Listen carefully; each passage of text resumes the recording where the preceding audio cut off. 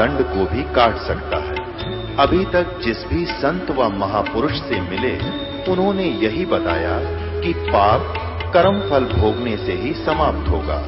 वो प्रभु कौन है जो पाप कर्म को काट देता है, वो काल के बंधन से छुड़वा देता है। उसका क्या नाम है, पूजा की विधि क्या है? कृपया अवश्य सुनिए जगत गुरु तत्वदर्शी संत रामपाल जी महाराज के अमृत वचन। अल्लाहु अकबर पुकारने से वो पूर्ण परमात्मा अल्लाहु अकबर एक सूक्ष्म रूप में आए, जिंदा महात्मा का ही रूप बनाकर आते। वो केवल हजरत मोहम्मद को दिखाई दे रहे थे, किसी अन्य को नहीं दिखाई दे रहे थे। गऊ मार तो दी थी एक बार हजरत मोहम्मद जी ने, फिर दोबारा जीवित ना हुई, तब उन्होंने पुकारा उस मालिक को। परमात्मा आए और सूक्ष्म रूप में आकर, वो सूक्ष्म रूप का अर्थ होता अन्य को नहीं दिख रहे थे, उनको दिखाई दे रहे थे, और वह गऊ जीवित कर गए। तब कहते हैं जब हम मोहम्मद याद किया रे और शब्द स्वरूपी सूक्ष्म रूप में हम वेग गया रे, तुरंत गया, और मुई गऊ हमने तुरंत जिवाई। जब मोहम्मद का निश्चय आई, तुम कबीर अल्लाह दरवेशा, और मोहम्मद का जब गया अंदेशा। और उसके बाद फिर उन्होंने खूब पुकार लिया, मुझे ले चलो वहाँ पर। फिर वो नहीं लेकर गए क्योंकि उन्होंने अवज्ञा कर दी थी मालिक की उस वाणी का। तो कहने का भाव ये है कि अब वो कह रहा है उस पूर्ण परमात्मा के डर से ये ज्ञान तो सत्य देते हैं, लेकिन अपना हाथ खड़ा कर देते हैं कि मैं उसके बारे में नहीं जानता, किसी और से पूछ लो। ऐसे ही श्रीमद् भगवद गीता अध्याय नंबर 4 के श्लोक नंबर 34 में गीता ज्ञान दाता यही है जो कुरान शरीफ का ज्ञान दाता। वो कह रहा है कि वो तत्व ज्ञान के अंदर उस पूर्ण परमात्मा की कंप्लीट जानकारी है, पूर्ण जानकारी। उस तत्व ज्ञान को किसी तत्वदर्शी संतों के पास जाकर पूछ, गीता ज्ञान दाता कहता मैं नहीं जानता। यजुर्वेद अध्याय नंबर 40 के मंत्र नंबर 10 में भी स्पष्ट कर दिया है, वही वेद ज्ञान दाता भी वही है जो कुरान शरीफ का ज्ञान दाता है। वो कहता है कि परमात्मा को कोई तो शंभुआत्मा ने जन्म लेकर रामकृष्ण के रूप में अवतार धार के आना मानते हैं, कुछ उसको वो जन्म नहीं लेता जन्मा मानते हैं। इसकी यथार्थ जानकारी वो कैसा है भगवान, वो धीरा नाम देंगे, तत्वदर्शी संत देंगे, उनसे पूछो। ऐसे कुरान शरीफ में आगे दिखाता हूँ अभी आपको। तो वो तत्वदर्शी संत, वो तत्व ज्ञान वो परमात्मा ही बता कर जाता है या फिर अपना नबी भेजता है। वो नबी ये दास है, अंतिम नबी, अंतिम पैगंबर, अंतिम उस परमात्मा का भेजा हुआ उनका दास, और पूरे विश्व का कल्याण होगा, मान जाएंगे दास की बात।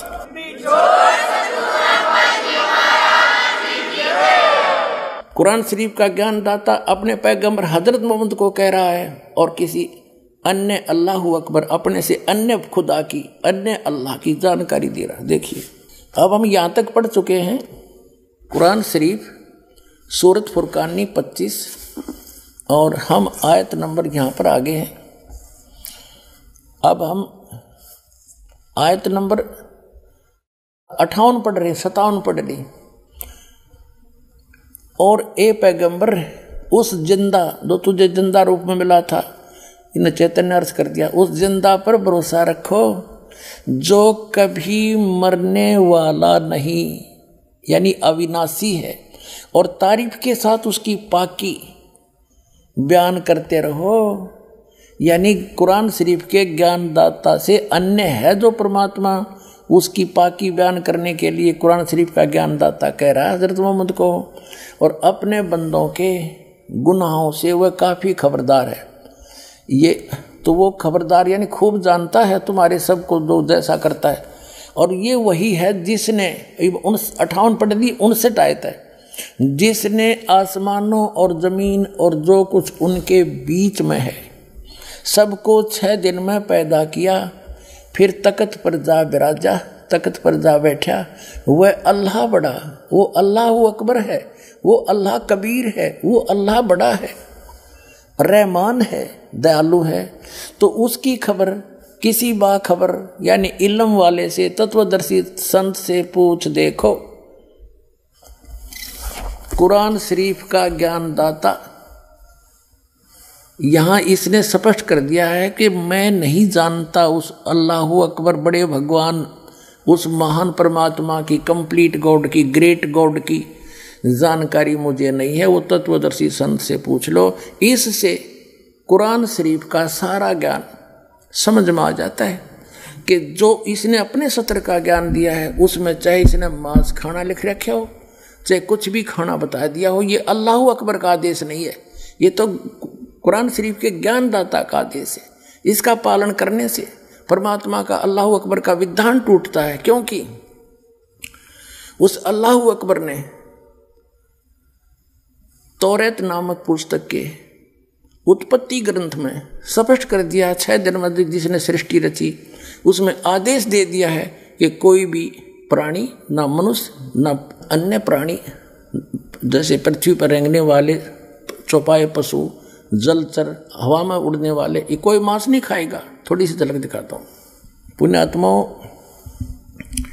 ये तत्व ज्ञानहीन प्राणी आपको विचलित कर देंगे कि बाइबल में तो मिलावट है, और ये भी कहते हैं फिर वो कि हम तो इन 4 पुस्तकों पर ईमान रखते हैं, 4 होली बुक पे, तौरात, जबूर, इंजिल और कुरान।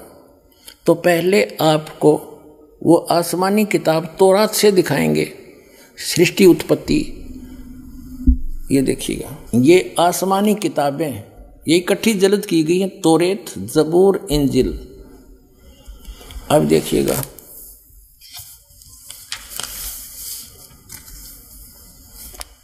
और ये यहां से छपी है, बेंगलोर से।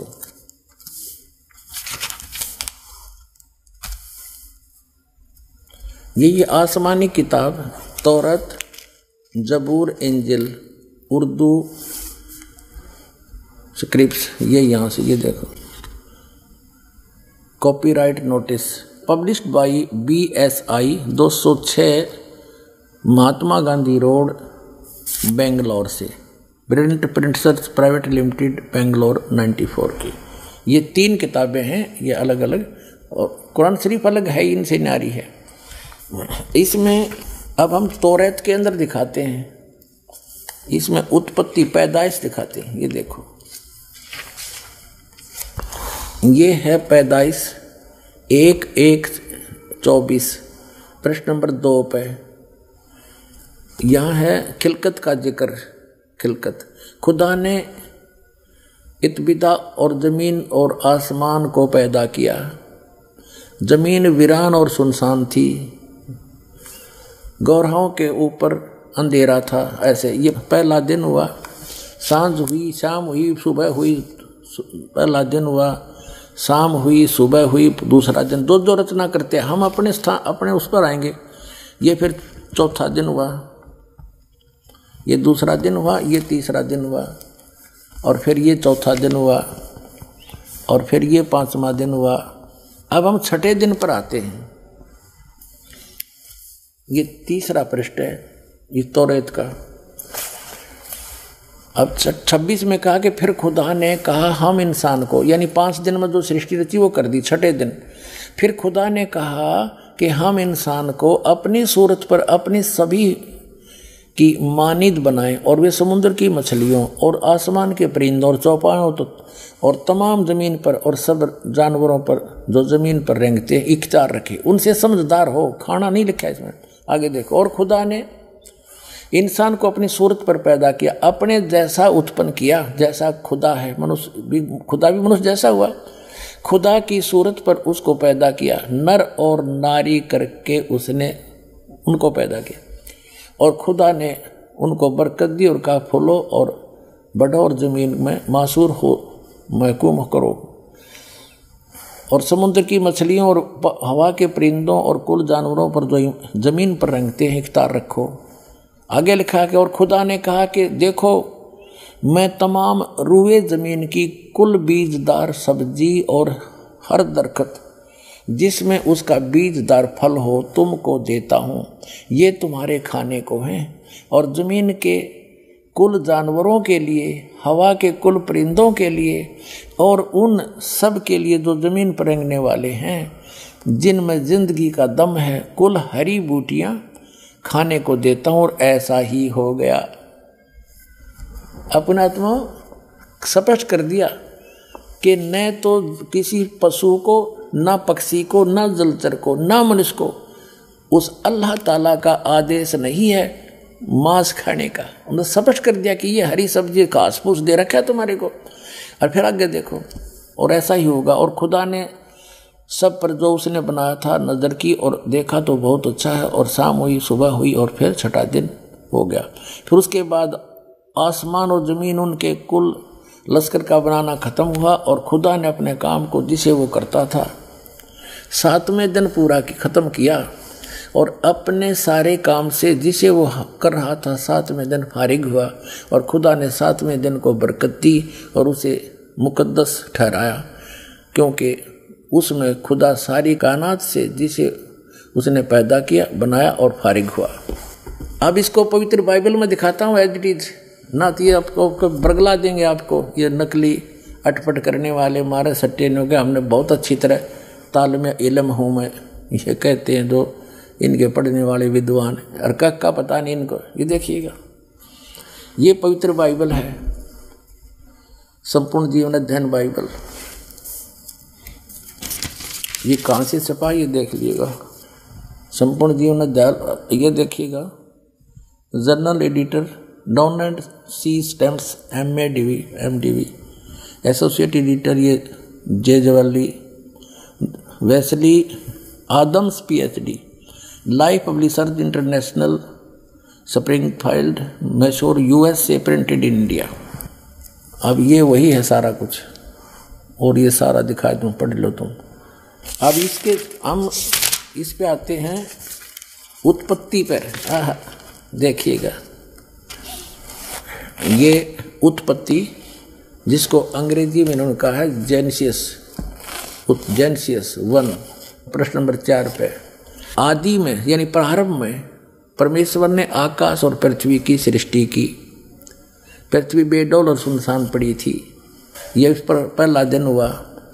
फिर परमेश्वर ने जो कहा, जल के बीच एक ऐसा अंतर हो कि जल 2 भाग हो जाए। सारा कुछ क्या, सांझ हुई, भोर हुई, फिर दूसरा दिन हो गया। फिर सांझ हुई, भोर हुई, तीसरा दिन हो गया।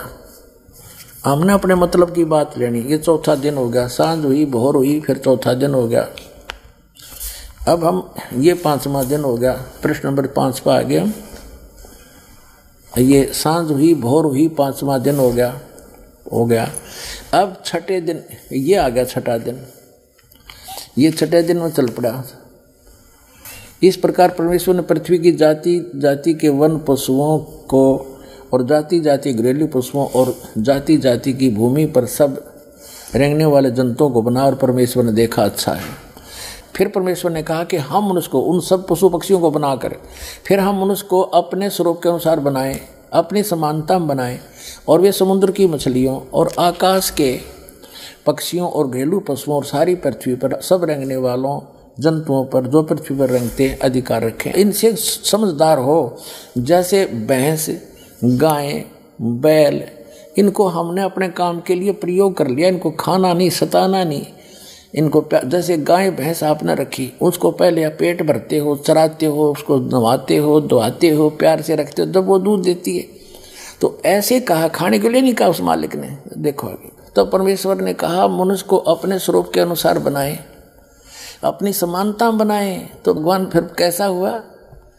फिर परमेश्वर ने कहा हम मनुष्य को अपने स्वरूप के अनुसार बनाए, अपनी समानता बनाए, और वो समुद्र की मछलियों और आकाश के पक्षियों और घरेलू पशुओं और सारी पृथ्वी पर रेंगने वाले जंतुओं पर जो पृथ्वी पर रेंगते अधिकार रखे। आगे देखो, तब परमेश्वर ने मनुष्य को अपने स्वरूप के अनुसार उत्पन्न किया। अपने ही स्वरूप के अनुसार परमेश्वर ने उसको उत्पन्न किया, नर और नारी करके उसने मनुष्यों की सृष्टि की। तो भगवान कैसा? नर आकार, मनुष्य सदृश, जैसे जिनको परमात्मा मिले सचखंड लेकर गए, वापस छोड़ा, उन्होंने बताया हमरे ही निहार है, हमारा सृजनहार, अपना हमारा भगवान हमारे जैसी शक्ल का है। लेकिन उसकी बॉडी वो उस वहाँ जाकर के सभी का जो शरीर है इमोर्टल हो जाता है, अविनाशी शरीर मिलता है। वो मटेरियल सारा अविनाशी मटेरियल का शरीर है, और यहाँ पर ये नाशवान है ये शरीर। यहाँ जब आता है परमात्मा अपनी ओरिजिनल बॉडी से ही आता है, वो अविनाशी, वो ऐसे ही किसी माँ से जन्म नहीं लेता, सहशरीर आता है, सहशरीर चला जाता है। आपको प्रमाण दिखाएंगे। अल्लाहू अकबर सहशरीर आया था, बालक रूप धारण किया, लीला करते बड़े हुए, फिर सहशरीर चले गए लाखों लोगों के सामने। अब ये स्पष्ट हो गया कि परमात्मा ने मनुष्य को अपने जैसा अपनी सूरत में अपने शकल के अनुसार अपने जैसा रचा, तो भगवान भी अल्लाह भी मनुष्य जैसा है।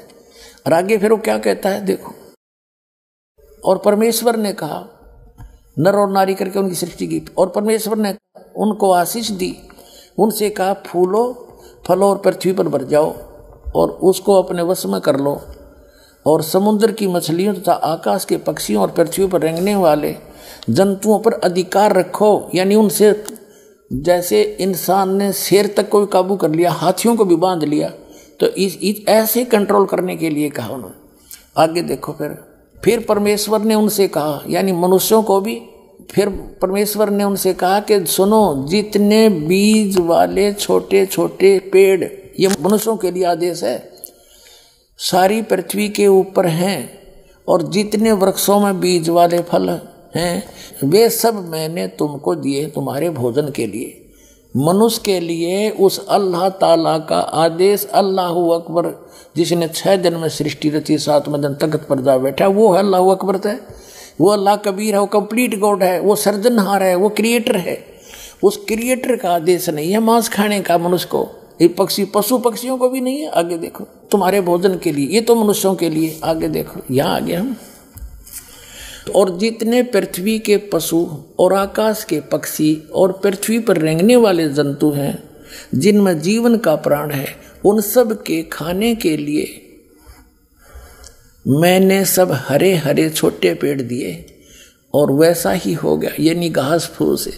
और तब परमेश्वर ने जो कुछ बनाया था वो देखा, तो क्या देखा, वह बहुत अच्छा है। तथा सांझ हुई, फिर भोर हुआ, इस प्रकार ये 6वां दिन हो गया। अब 7वां दिन, यूं आकाश और पृथ्वी और उनकी सारी सेना का बनाना समाप्त हो गया, और परमेश्वर ने अपना काम जिसे वह करता था 7वें दिन समाप्त किया, और उसने अपने किए हुए सारे काम से 7वें दिन विश्राम किया। और परमेश्वर ने 7वें दिन को आशीष दी और पवित्र ठहराया, क्योंकि उसमें उसने सृष्टि की रचना के अपने सारे काम से विश्राम की लिया। ठीक, अपने आत्माओं, जो क्रिएटर है, जो सबका रचनहार है, जो अल्लाहू अकबर है, जो सुप्रीम गॉड है, उसने 6 दिन में सृष्टि रची, 7वें दिन तख्त पर जा बैठे। उसी के विषय में कुरान शरीफ में स्पष्ट किया है कि ये वही है। कुरान शरीफ का ज्ञानदाता कह रहा है, ये वही अल्लाहू अकबर है जिसने 6 दिन में सृष्टि रची, 7वें दिन तख्त पर जा बैठा। उसकी खबर किसी बाखबर से पूछ लो, वो तो 7वें दिन सारी रचना रच कर चला गया। उसके बाद इस काल के अंतर्गत आ गया बागडोर, और इसने फिर अपने 3 पुत्रों को ड्यूटी दे रखी है। इस काल भगवान ने भी अपने 3 पुत्रों को, ब्रह्मा विष्णु महेश को ड्यूटी दे रखी आंखें संभालन की। तो वो आगे ही ने बागडोर संभाल ली। जब आदम और हव्वा को उस परमात्मा ने बना दिया, आदम को वचन से बना दिया, उसकी हड्डी से जैसे भी मानते हैं, हव्वा बना दी, ठीक है, वो तो उसको छोड़ दिया। फिर ले लिया इस काल ने कंट्रोल में, और इसको ले गया ब्रह्मा, क्योंकि उस सूक्ष्म वेद के अंदर कहा है कि वही मोहम्मद, वही महादेव, वही आदम, वही ब्रह्मा, दास गरीब दूसरा कोई नहीं, देख अपने घर में। अब दास तो आपको दिखाना चाह रहा है कि उसके बाद 3 देवताओं ने, ब्रह्मा विष्णु महेश ने यहाँ की बागडोर संभाल ली। इस पवित्र बाइबल में स्पष्ट है, जब आदम को और उसकी पत्नी को इस यहाँ के का भगवान ने, जिसको ये भगवान मानते हैं, ब्रह्मा ने, वास्तव में ये है कि ब्रह्मा ने उनको एक वाटिका में छोड़ दिया। उनको इतना मंदबुद्धि बना रखा था कि उनको कोई आभासा नहीं था। उनसे कहा कि और सब इस वाटिका के सब वृक्षों के फल आप खा लो, लेकिन ये बीचों बीच जो फल हैं, बीच वाले वृक्षों के फल मत खाना, खाओगे तो मर जाओगे तुम। यानी झूठ बोलना शुरू किया इसने। एक दिन वो काल आ गया सर्प बन के, वो शैतान कह दिस नहीं, और सर्प बन के आके हवा को बोल दिया कि ये बीच वाले पेड़ के फल क्यों नहीं खाते तुम। उन्होंने कहा कि हम और सब फल खा सकते हैं, अल्लाह ने कह रखा है कि बीच के फलों को ना खाना, तुम मर जाओगे। सर्प ने कहा, काल आ गया सर्प बन के कि ऐसी बात नहीं है, ये तो बहुत अच्छे फल हैं, इनको खाने से तुम मरोगे नहीं बल्कि तुम्हें भले बुरे का ज्ञान हो जाएगा। तो उस औरत ने, हवा ने फल तोड़ा, आप भी खा लिया, अपने पति को भी खवा दिया। तो उनको आभास हुआ, उनका नशा सा उतर गया कि तुम तो नंगे हैं, हम उनको शर्म आई एक दूसरे से। उन्होंने अंजीर के पत्ते तोड़कर लंगोट बांध लिए दोनों ने। फिर कहते हैं शाम के समय वो अल्लाह यानी खुदा, वो परमात्मा आया, उसकी पैर की कदम की आवाज़ सुनकर वो दोनों छुप गए वाटिका में। और उस भगवान ने आवाज़ लगाई, ईश्वर ने, कि तुम कहाँ हो आदम। आदम ने कहा कि मैं आपकी आवाज़ सुनकर घबरा गया और मैं छुप गया क्योंकि मैं नंगा हूँ। तो कहते हैं भगवान ने कहा कि क्या तुमने वो फल खा लिए जो मैंने मना किए थे। हाँ, हमने खा लिए। मेरी पत्नी ने खिला दिए। उसकी पत्नी से पूछा तो उसने कहा कि सर्प ने बहका दिया, हमने इसलिए खा लिए। तो वो अल्लाह जिसने, ये भगवान कहते हैं पवित्र बाइबल के पढ़ने वाले, उसने सोचा कि अब इन आदम और हवा ने वो फल खा लिए, ये भले और बुरे का ज्ञान कराने वाले फल खा लिए, और कहीं ऐसा ना हो कि इसी वाटिका में ऐसे भी फल लगे हैं, ऐसे वृक्ष भी हैं जिनका फल तोड़ कर ये खा लेंगे तो ये अमर ना हो जाएं और हम में से एक के समान हो जाएंगे अगर ये फल खा लिया तो। अब दिखाते हैं आए हाय जैसे ये, क्योंकि little knowledge is the dangerous thing, नीम हकीम खतरा जान। ये ज़्यादा अटपट करने वाले, ज़्यादा मंत्रों के घोट कर दुनिया पर प्रभाव जमाने वाले, ये लिटल नॉलेज वाले हैं, ये नीम हकीम है। इनको कखता पता नहीं। आम जनता ने सोचा बड़ा जल्दी जल्दी बोला है, फटाफट फटाफट, ये तो गौनाए विद्वान होगा। विद्वान ये लक्षण नहीं होते, वो तो गर्क होता। कहते हैं बड़बड़ करे सो भूत है, थोड़ा बोले देव और मान महंत चाहे नहीं। ये लक्षण रख ले। जो अटपट करते हैं ना ज़्यादा, वो तो कहते भूत समझो उनको, तो वो तो मूर्ख बनाना चाहते जनता को। और थोड़ा बोले देव, महापुरुष तो बहुत सीमित बातें करता है, ढंग से बोलता है। और मान महंत चाहे नहीं, मान बड़ाई चाहता नहीं, ये साधु के लक्षण, ये लक्षण रख ले। तो वो क्या कहते हैं कि ये हिंदू जो हैं ये एक से अनेक भगवान मानते हैं। और ये जो सतीथी दास ने बताई डेफिनेशन ऑफ गॉड में, परमात्मा की परिभाषा में, एज इट इज है, ऐसे ही सारा है। लेकिन ये कुरान शरीफ का ज्ञान इनकम्प्लीट है। वो तो खुद कहता है कि मैं जानता नहीं मालिक के बारे में, अल्लाह अकबर के बारे में, तो फिर अपने आप इनकम्प्लीट नॉलेज है। यही वेदों का इनकम्प्लीट नॉलेज है। और इसी प्रकार गीता का इनकम्प्लीट नॉलेज है।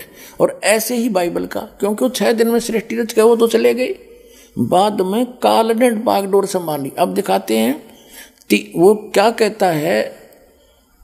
एक जिसको ये बाइबल के पढ़ने वाले भगवान कहते हैं, योहा कहते हैं, वो कहता है कि आदम ने और हवा ने यदि इस जीवन मृत्यु वाले फल खा लिए वृक्ष के, तो हम में से एक के समान हो जाएगा। इससे मतलब सिद्ध होगा कि एक से अधिक है वो भगवान। देखिएगा ये पवित्र बाइबल, फिर से ये देखिएगा पवित्र बाइबल, फिर दिखाते हैं आपको। ये वही है पवित्र बाइबल, संपूर्ण जीवन अध्ययन बाइबल। ये अभी आपको दिखाया, ये देखिएगा, ये है। अब इसके हम उत्पत्ति ग्रंथ को पढ़ रहे हैं, यहाँ पढ़ लिया। अब हम यहाँ जाते हैं, हम थोड़ा सा दिखाएंगे, फिर पढ़ सकते हो आप। वैसे थोड़ा हिंट देते ही यहाँ पर लिखा है, तब योहा परमेश्वर ने आदम को भूमि की मिट्टी से रचा और उसके नथनों में जीवन का श्वास फूंक दिया और आदम जीवित प्राणी बन गया। और योहा परमेश्वर ने पूरब की ओर अदन में एक वाटिका लगाई, और वहाँ आदम को जिसने उसे रचा था रख दिया। और यूहा परमेश्वर ने भूमि के सब भांति भांति के वृक्ष जो देखने में मनोहर और उनके फल खाने में अच्छे हैं उगाए, और वाटिका के बीच में जीवन के वृक्ष और भले बुरे के ज्ञान के वृक्ष भी लगाया।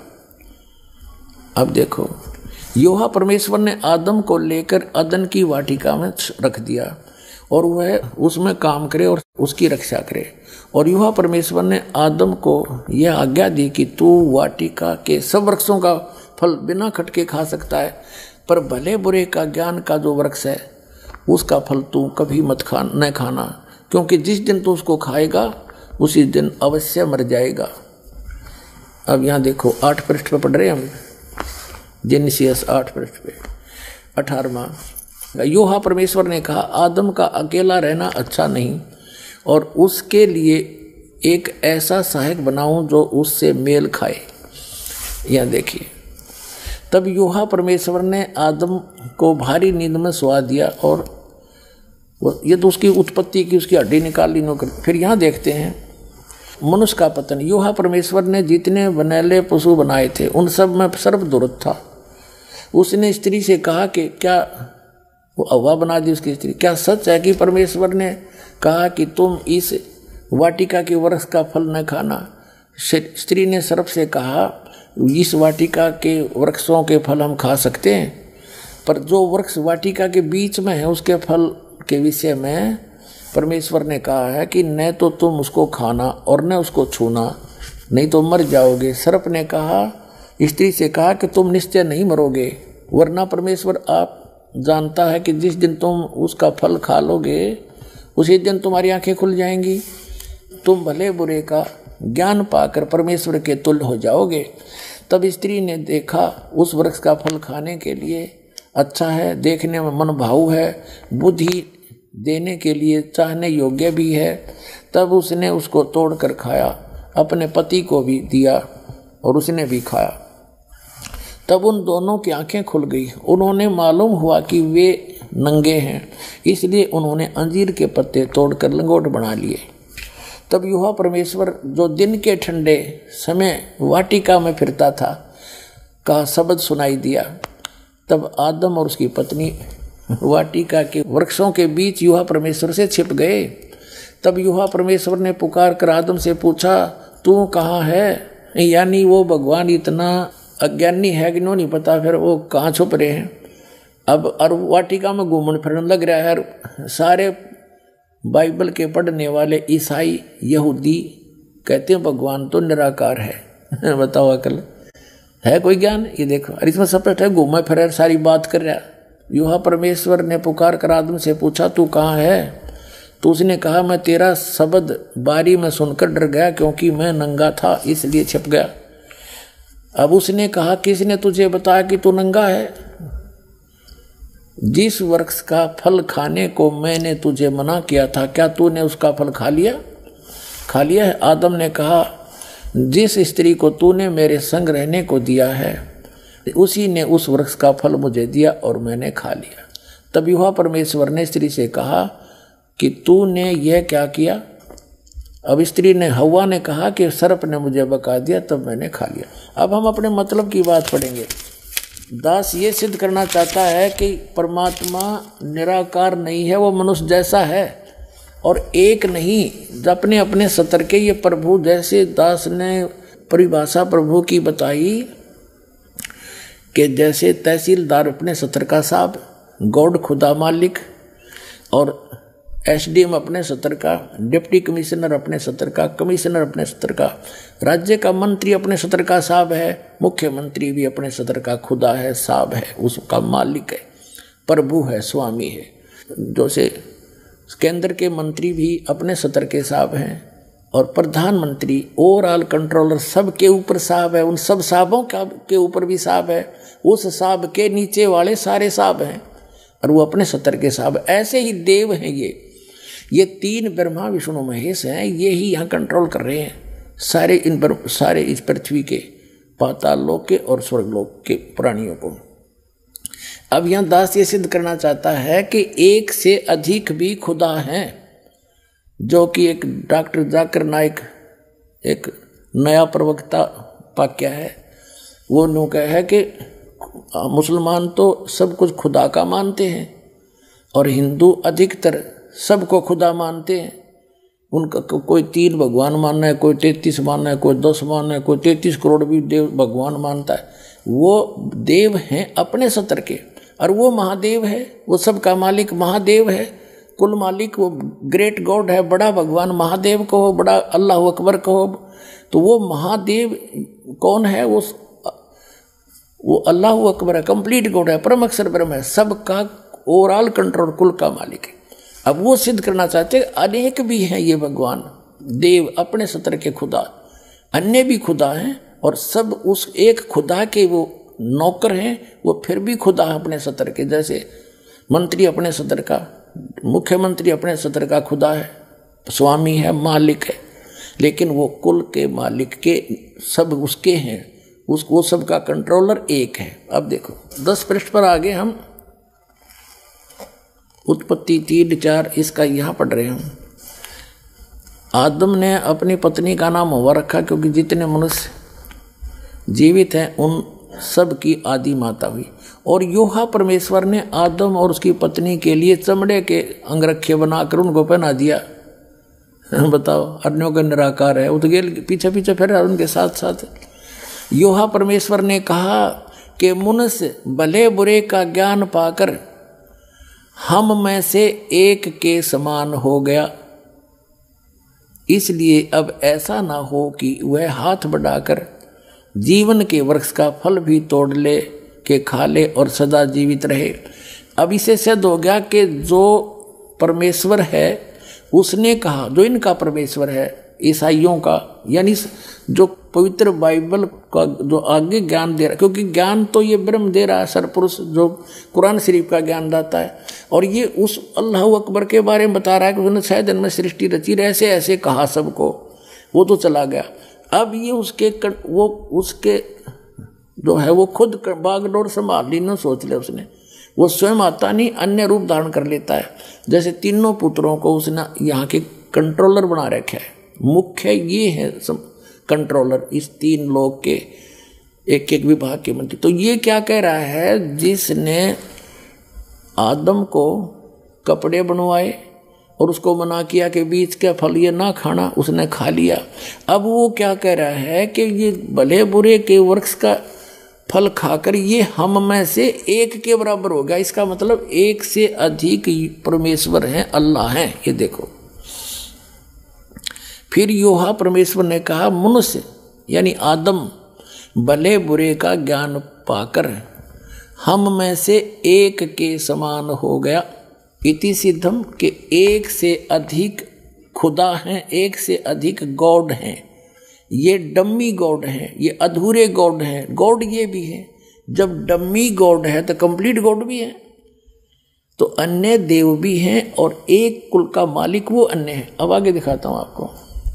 ये है जेनेसिस यानी उत्पत्ति ग्रंथ, अध्याय नंबर 16-17 का, और 17 अध्याय का श्लोक नंबर 1 है यो 1 नंबर। अब अब्राहम 99 वर्ष का हो गया था अब्राहम।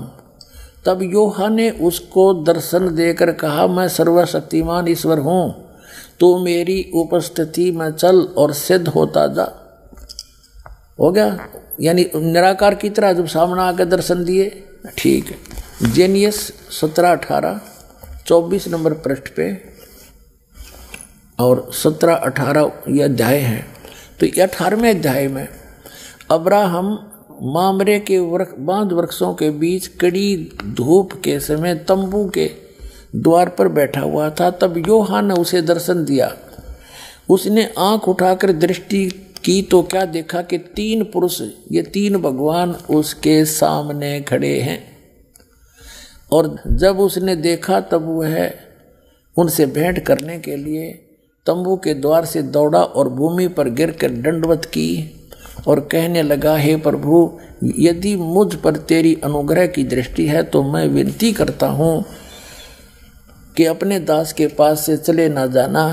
मैं थोड़ा सा जल लाता हूँ और आप अपने पांव धोकर इस वृक्ष के नीचे विश्राम करो, फिर मैं एक टुकड़ा रोटी ले आऊं और उससे आप अपने अपने जीव को तृप्त करें, तब उसके पश्चात आगे बढ़ें, क्योंकि आप अपने दास के पास इसीलिए पधारे हैं। उन्होंने कहा जैसा तू कहता है वैसा कर। अब क्या सिद्ध हो गया? 3 तो हो गए सिद्ध। ये वही 3 हैं, ब्रह्मा विष्णु महेश हैं। रूप बदल कर ये किसी भी रूप में चले जाते हैं, मनुष्य सदृश रूप भी धारण कर लेते हैं। ये चतुर्भुज तक बना सकते हैं, इससे आगे इनके हाथ नहीं बन सकते। तो इसी प्रकार ये अब क्या सिद्ध हुआ कि एक कुल का मालिक है और ये अन्य अपने अपने सत्र के और भी देव हैं, जो बाइबल भी प्रमाणित करता है। और जो ये कहता है कि हिंदू अन्य देवता है नहीं, वो गलत मानते हैं, वो इनकम्प्लीट नॉलेज रखता है। वो कहते हैं little knowledge is the dangerous thing. नीम हकीम खतरा जान, वो नीम हकीम है जो इनकम्प्लीट स्पिरिचुअल नॉलेज रखते हैं। जो प्रसंग चला था जन्म और मरण का, यानी पुनर्जन्म पुनरुत्पत्ति का, कुरान शरीफ के अंदर आपको ज्ञान देते हैं, दिखाते हैं। पवित्र कुरान शरीफ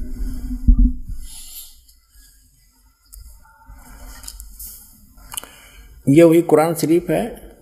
और ये देखिएगा शेरवानी संस्करण है, प्रकाशक लखनऊ किताबघर, मौसम बाग सीतापुर रोड। इतने ये 1969 की छपी हुई है, आज की नहीं, 1969 की अनुवादित है। वही अनुवाद आज तक चल रहा है। ये देखिएगा, ये 17वां संस्करण 2008 में, कॉपीराइट अधिकार। ये Lucknow Kitabghar, opposite bright Motors, मौसम बाग सीतापुर रोड, लखनऊ। ये प्रथम संस्करण 1969 में छपा था और ये 17वां संस्करण हम पढ़ रहे हैं आपके हाथों में। ये यहाँ से मुद्रित है। अब देखिएगा, ये है सूरत अंबिया, कुरान शरीफ सूरत अंबिया 21 नंबर। और इसकी आयत यहाँ से आते आते यहाँ आ गई है। यहाँ पर ये 100 होगी, ये वैसी टिप्पणी। इससे आगे फिर ये 553 पर आ गए विभाग। इधर तो अरबी भाषा वाली है, इधर ये हिंदी है, इसलिए एक पृष्ठ ज़्यादा बन जाता। 553 पर आ गए हम। यहाँ तो दूसरी, ये दूसरी शुरू होगी यहाँ पर हिज 22। ये तो यहाँ से शुरू होती है, यहाँ से, इसलिए वहाँ लिखी गई। इस 21 अंबिया की ये आयत यहाँ तक चल रही है। 103 समाप्त हुई और ये 104 यहाँ से शुरू होती है आयत। जिस दिन हम, ये कुरान शरीफ का ज्ञानदाता ये बोल रहा है, जिस दिन हम आसमान को इस तरह लपेटेंगे जैसे तुम्हार पुलिंदा में कागज लपेटते हैं, जिस तरह हमने पहले पैदा किया था, फिर हम उसे दोहराएंगे और वादा हमारे जिम्मे है, हमें जरूर करना है। फिर पढ़ लो एक बार अच्छी तरह कि जिस दिन हम आसमान को और इस तरह लपेटेंगे जैसे तुम्हार पुलिंदा में कागज लपेटते हैं, जिस तरह हमने पहले पैदा किया था, और फिर हम उसे दोहराएंगे। वादा, यह वादा हमारे जिम्मे है, हमें जरूर करना है। अपना तो ये बालकों के लेख हैं, इनको कोई समझ सकता है कि तो एक इस 21 ब्रह्मांड के मालिक के कोड वर्ड हैं, चाहे कुरान शरीफ है, चाहे श्रीमद् भगवद गीता, चाहे वेद है। और दिखाते हैं आपको, फिर क्लियर होगा कंसेप्ट। इसी कुरान शरीफ का ये है सूरत 67, ये यहाँ से प्रारंभ हुई। ये है कुरान शरीफ चल रही है, कुरान शरीफ। और सूरत मुल्क की 67, सूरत मुल्क की 67 की आयत नंबर ये 2 है, एक यहाँ समाप्त हुई। ये कहते हैं शुरू अल्लाह के नाम से जो निहायत रहम वाला बेहद मेहरबान है। ये 1 नंबर है। उसकी बड़ी बरकत है, उस जिसके हाथ में आलम की सारी दुनिया की बादशाही है और वह हर चीज़ पर शक्तिमान है, समर्थ है। जिसने मरना और जीना बनाया, वो कहते पुनर्जन्म नहीं, जिसने मरना और जीना बनाया ताकि तुमको जांचे कि तुम में कौन अच्छा काम करता है, और वह बड़ा बलवान और साथ साथ बड़ा ही अक्षमा करने वाला। ये सूरत मुल्क की 67 की 2 नंबर आयत में स्पष्ट कर दिया, जिसने जीना और मरना बढ़ाया।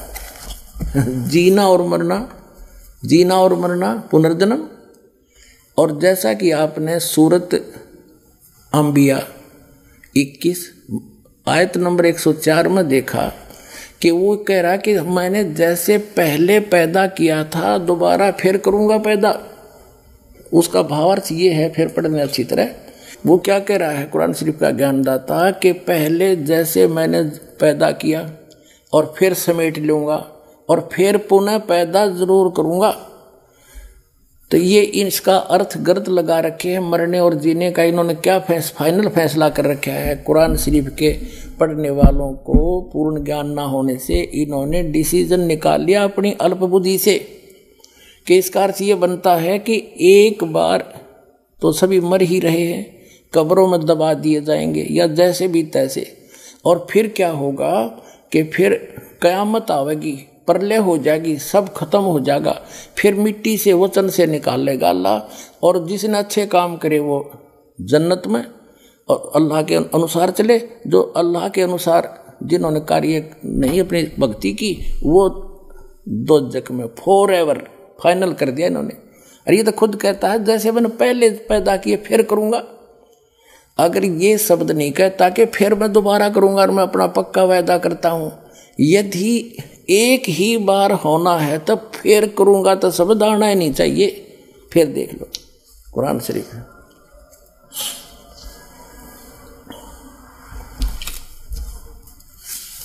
ये वही किताब है कुरान शरीफ। फिर दोबारा दिखाते हैं आपको।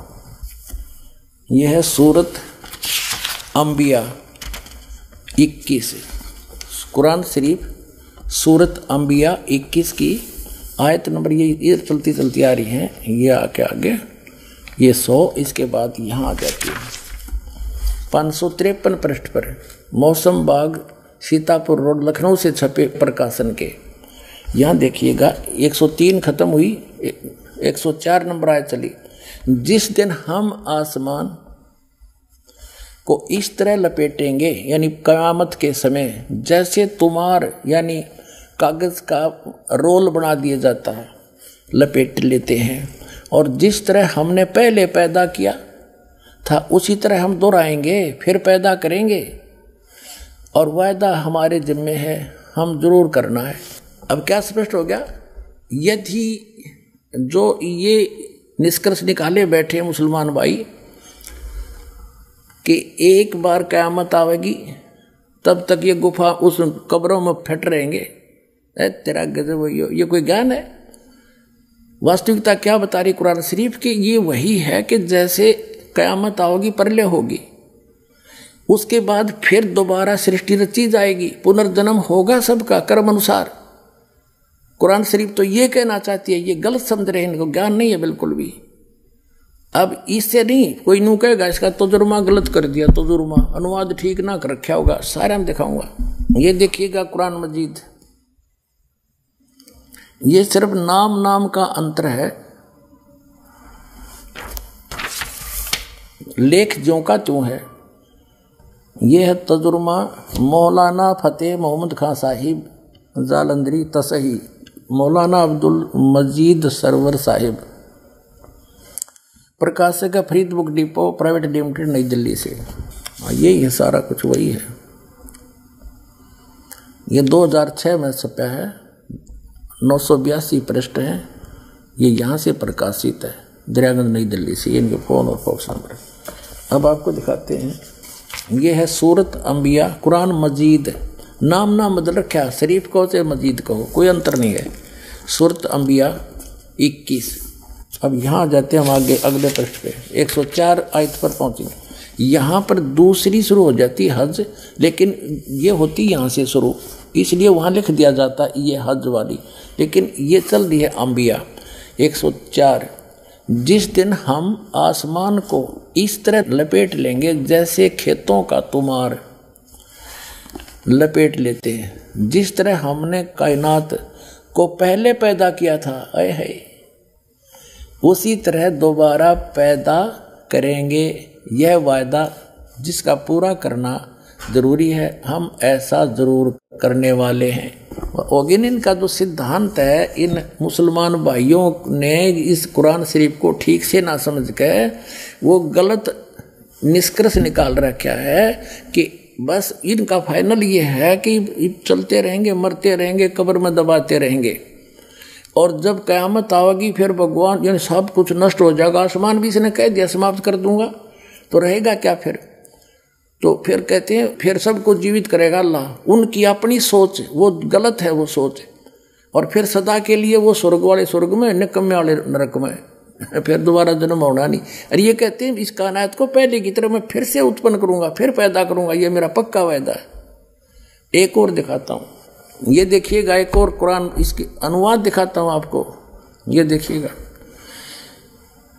ये मुख्तसर तफसीर एहसनुल बयान तर्जमा मौलाना मोहम्मद जूनागढ़ी, तफसीर हाफिज सलाहुद्दीन यूसुफ, हिंदी तर्जमा व तरतीब मोहम्मद ताहिर हनीफ, और ये दारुसलाम प्रकाशक के वितरक।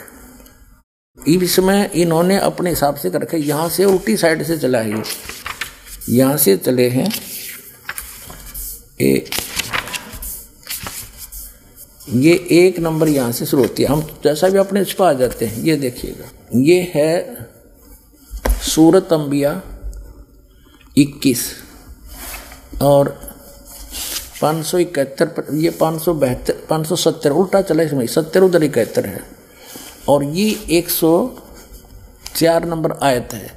जिस दिन हम आकाश को इस तरह लपेट देंगे जिस तरह रोल के कागज पंजी का लपेट दिए जाते हैं, और हमने पहली बार पैदा किया था उसी तरह दोबारा करेंगे।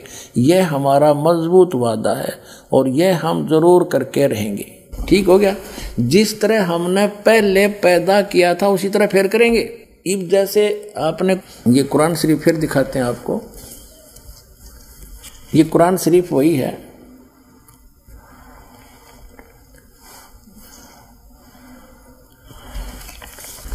फिर देखिएगा, क्योंकि इसका समझना घना जरूरी है आपके लिए। कुरान शरीफ सूरत अंबिया 21 और यहाँ इसकी सूरत यहाँ आ जाती है 104। ये देखिएगा 553 पृष्ठ पे 103 या समाप्त हुई। जिस दिन हम आसमान को इस तरह लपेटेंगे जैसा तुम्हार पुलिंदा कागज लपेटते हैं, यानी बंडल बना देंगे, जैसे रोल बना दिया जाता है, जिस तरह हमने पहले पैदा किया था फिर हम उसे दोहराएंगे, और यह वादा हमारे जिम्मे है, हम जरूर करना है। अपने आत्माओं, यदि इन मुसलमान भाइयों ने कुरान शरीफ को ढंग से समझा होता तो ये पहले ही समझ जाते, और फिर इसमें इसने स्पष्ट कर दिया है जब पूरे सभी को प्रलय करूंगा और सब आकाश तक भी समेट दूंगा, इसका मतलब सब नाश हो जाएगा, फिर रहेगा क्या? वो कहाँ रहेगी फिर? जन्नत इनकी। और क्योंकि फिर पैदा करूंगा ही करूंगा, मैं उसको पुनः पैदा करूंगा, ये मेरा वायदा है। और पुण्यात्माओं, ये तो फिर दोबारा नाश करने की बातें खत्म हो जाती है। अगर पहली बार ही इनका जो मानना है वो ये है, केवल एक बार ये यहाँ पैदा होते रहेंगे, मरते रहेंगे, कब्रों में जाते रहेंगे, और फिर प्रलय करेगा भगवान, सब कुछ नाश हो जाएगा, बस फिर फाइनल है इनका फैसला। अच्छे काम करनी है जन्नत में और बुरे करनी है नरक में, यानी दोजख में, फॉर एवर। अरे यूँ कहा मैं फिर पैदा करूँगा पुनः, जैसे मैंने पहले पैदा किया था। तो दोबारा पैदा करने का, दोबारा क़यामत लाने का तो जिक्र खत्म हो जाता है। वास्तविकता ये है कि ये जो दास ने सृष्टि रचना बताई ऐसे चलता है।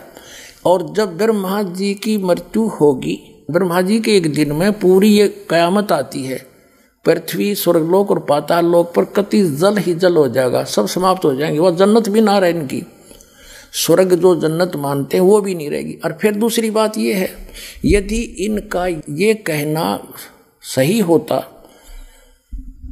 एक तो ये कहते हैं मुसलमान भाई के कुरान शरीफ का ज्ञान सबके लिए है, सब मानव समाज के लिए है, किसी जाति विशेष के लिए नहीं है। तो जैसे हजरत मोहम्मद जी को एक जबरील नाम का देवता एक बुराक नाम के जानवर पर खच्चर जैसे बैठा के ऊपर ले गया जन्नत में।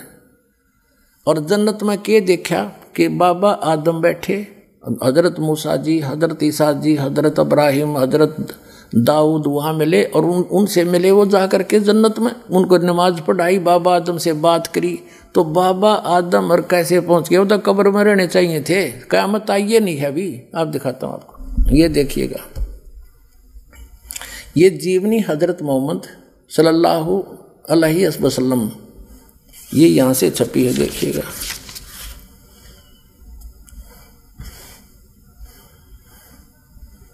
मोहम्मद इनायतुल्लाह सुबहानी, अनुवादक नसीब गाजी फलाई, मकरजबी मकतबा इस्लामी पब्लिशर नई दिल्ली से। यहाँ देखिएगा, जीवनी हजरत मोहम्मद सल्लल्लाहु अलैहि वसल्लम, हिंदी, इस्लामी साहित्य ट्रस्ट, प्रकाशन नंबर 81, सर्वाधिकार प्रकाश का दिन।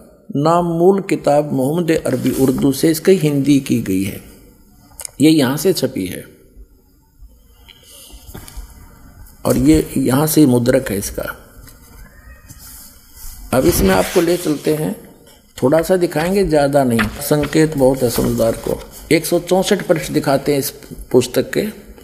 यहाँ लिखा है कि प्यारे नबी सल्लल्लाहु हज़रत मोहम्मद अपने सच्चे साथियों के बीच बैठे, अल्लाह ने उनको जो बड़े बड़ी नेमत दी थी उनका जिक्र करने लगे और बैतुल मक़दिस से आकाश पर जाने का हाल सुनाया। वहाँ कुदरत के जो जलवे देखे थे उनको भी बयान किया। आप सल्लल्लाहु ने फरमाया कि इस तरह हज़रत जबरील अलैहि मुझे पहले आकाश पर ले गए। वहाँ इंसानों के बाप हज़रत आदम अलैहि मिले। उनका हाल यह था कि जब दाईं ओर देखते तो खिल उठते और हंसने लगते और बाईं ओर देखते तो मारे गम के आंसू भी भर लेते, क्योंकि दाईं ओर उनकी नेक औलाद के कर्म थे और बाईं ओर उसके बद के। हज़रत आदम अलैहि ने आप सल्लल्लाहु यानी हज़रत मोहम्मद को देखा तो बोले, तुम्हारा आना मुबारक है नेक नबी, है नेक बेटे। आप सल्लल्लाहु ने पूछा, जबरील यानी हज़रत मोहम्मद ने जबरील देवता से पूछा, ये कौन है? तो उन्होंने जवाब दिया, जबरील ने बताया कि ये आदम अलैहि है, हज़रत आदम है, इस सारे इंसानों का बाप। फिर जबरील अलैहि आपको दूसरे आकाश पर ले गए। अब देखो, एक तो इस तरह ये सिद्ध होगी कि जिस जन्नत में ये कुरान शरीफ के आधार से ये तो नमाज आदि पढ़कर जाना चाहते हैं उस जन्नत में, वहाँ गए हुए प्राणी कितने सुखी। बाबा आदम को ये सुप्रीम मानते अपना, और वो जन्नत में बैठा है, एक बार तो रो रहा है, एक बार हंस रहा है। क्योंकि अब देखो, इनकी यह थ्योरी भी गलत सिद्ध होगी कि जब क़यामत आओगी, जब बस सारे पैदा किए जाएंगे, इतने इसका वहाँ रहेंगे। अब ये बाबा आदम की सारी संतान ऊपर जा रही, और ये हज़रत ईसा, हज़रत मूसा, हज़रत इब्राहिम, दाऊद, और ये सारे ऊपर बैठे। अब दिखाते हैं आगे। तो कहने का भाव ये है कि तू वो उस जन्नत ने के चाटे, वहाँ भी दुखी वो आदम, कभी रो रहा है कभी हंस रहा है। क्या इसी को जन्नत कहते हैं? यह साधना गलत है। जहाँ ये जाते हैं वो ये काल का लोक है, ये पितर लोक है, और वहाँ एक तरफ पितर लोक है, एक तरफ स्वर्ग है, एक तरफ नरक है। वो बहुत बड़ा क्षेत्र है।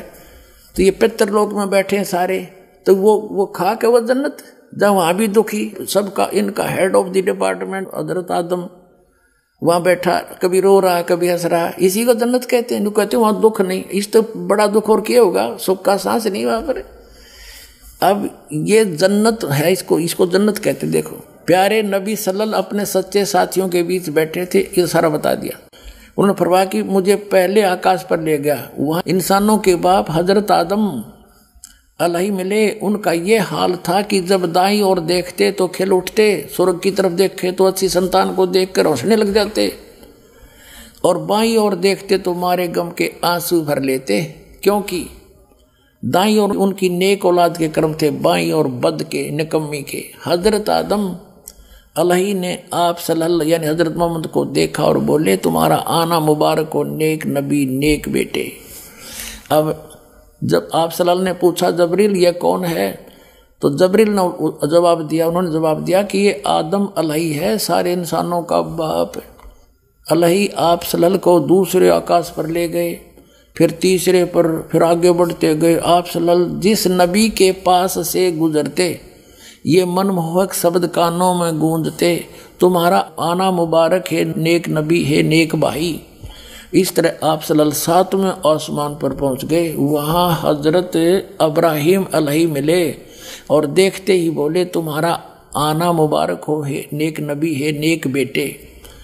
आप सल्लल्लाहु आगे बढ़े और आगे बढ़े और बढ़ते गए। रास्ते में सौंदर्य के रूप भी देखे, प्रकोप के दृश्य भी, हजारों फरिश्ते भी नजर आए। ये हजारों देवता भी हैं, उनके भी, मुसलमानों के भी देवता, फरिश्ते माने देव और सजदे में पड़े हुए रब का गुणगान कर रहे थे। बढ़ते बढ़ते आप अल्लाह के सिंहासन के करीब पहुंच गए, पर्दे के पीछे। वहाँ आप सल्लल्लाहु पर और आप सल्लल्लाहु की उम्मत पर 50 नमाज दर्ज हुई। वापस आए तो हजरत मूसा अलैहि के पास से गुजर हुआ, क्योंकि कहा कि क्या फर्ज हुआ उम्मत पर। उन्होंने देखते ही पूछा। ये कहने का भाव ये है कि वो 50 नमाज दी, वो पर्दे के पीछे से बोलता ये काल है, ये कभी सामने नहीं आता किसी के। श्रीमद् भगवद गीता अध्याय नंबर 7 के श्लोक नंबर 24-25 में कहता कि अर्जुन मैं अपनी योग माया से छुपा रहता हूँ, मैं कभी किसी के समक्ष नहीं आता। ये मेरा घटिया अटल नियम है या विनाशी नियम है। ये पर्दे से पीछे बोल रहा है निराकार बताओ, फिर पर्दे की क्या जरूरत थी जब निराकार होता तो वो सामने क्यों नहीं आता। भगवान कोई चोर है क्या? वो भगवान तो यहाँ आता है, हमारे साथ साथ फिरते रहते थे। अल्लाहू अकबर, काशी माँ 120 वर्ष रह कर गए, वो हमारे सच्चे भगवान। ये तो गुप्त रहता है, ये तो चोर है एक किस्म का। अपने आत्मा आगे देखो। इसी पर हम चल रहे 165 पृष्ठ पे कि यहाँ देखो कहते ये 5 नमाजें, लेकिन सवाब इनका 50 का ही है, मेरे फैसले बदला नहीं करते। 5 पर रोक दी नमाज 50 के स्थान। ठीक है। पूरी रात बीत गई और आप सल्लल्लाहु के प्यारे साथी बैठे रहे। ये जो अपनी आत्म कथा जो ऊपर देखा वो बता रहे थे हजरत मोहम्मद जी, वो बैठ देखना। पूरी रात बीत गई और आप सल्लल्लाहु प्यारे साथियों बैठे रहे। आप सल्लल्लाहु ने आकाश पर जो दृश्य देखे थे, खुदा की कुदरत के और जो जो जलवे नजर आए थे, उन्हें आप पूरी दिलचस्पी के साथ सुना रहे थे। साथी मजे ले लेकर सुन रहे थे। आपने जन्नत में जो कुछ देखा, या उनकी जन्नत, आपने जो जन्नत में जो कुछ देखा वह भी बयान किया और नेक साथियों को खुशखबरी दी। जन्नत में यह नेमतें तुम्हारा इंतजार कर रही हैं। ओए होए। अब और दिखाते हैं 161 पृष्ठ पर देखो। इसी पुस्तक के 161 पृष्ठ पर जीवनी हजरत मोहम्मद के ये क्या कहते हैं कि प्यारे नबी सल्लल्लाहु, वो बता रहे हैं हजरत मोहम्मद जी, आज रात बुराक नामक एक जानवर आया, उस पर बैठकर मैंने बैतुल मकदस की सैर की। वहाँ पहुँचा तो नबियों की जमात आई, उनमें इब्राहिम अलैहिस्सलाम थे, मूसा और ईसा अलैहि भी थे। मैंने उन सबको नमाज पढ़ाई। अब सुन ले डॉक्टर जाकिर भाई, मुसलमानों ने अपना विधान अपने आप बना रखा है कुरान शरीफ को ना समझ कर। अब ये कहते हैं जब सारे कब्रों में दबा दो, दबाते रहो, और तो यह आवेगी 4 अरब 32 करोड़ वर्ष जब बीत जाएंगे, जब यह क़यामत आवेगी, इतने तो वो उन कब्रों में फंसे रहेंगे, सड़ेंगे पड़े पड़े, एज पर योर रूल। बाकी ये गलत है तुम्हारा मानना।